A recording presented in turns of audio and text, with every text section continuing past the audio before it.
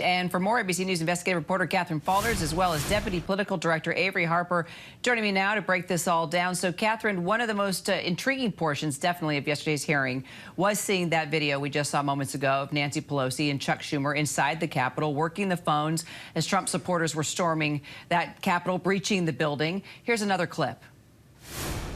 Breaking windows and going in, obviously ransacking our offices and all the rest of that.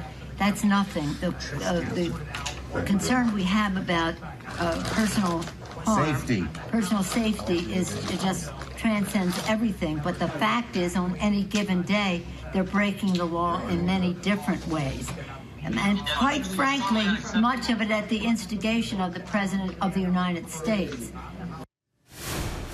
So, Katherine, that video shot by Pelosi's daughter, actually, who ironically was working on a film there on the Hill when this all happened, captured moments that we haven't seen.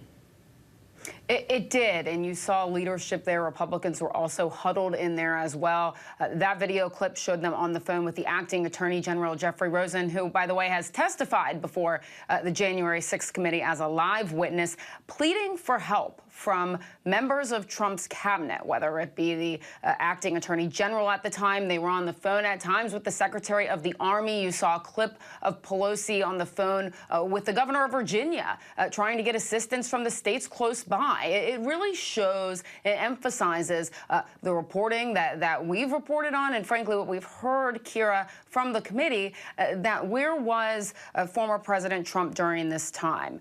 The leaders were also on the phone with Vice President Mike Pence, who was actually in the Capitol at a secure location, talking to them on the phone, working the phones, trying to get the situation under control. So, Katherine, how does Trump feel about all this? Well, look, you heard John Carl there holding up that lengthy statement. He has used words that you and I are familiar with through this reporting of all the investigations. He's called this a witch hunt. He said that they didn't follow the appropriate lines of investigative efforts here, but specifically not replying to the subpoena. I think it's important to point out the subpoena is not typically an optional document here. He does have to comply in some way, but this could get tied up in litigation. For example, he could sue. We just don't know what will end up happening here. But from his statements so far, it doesn't seem like he particularly intends on complying, though I've talked to some sources close to Trump that say he could welcome a live audience if that's something that the committee would even offer or agree to.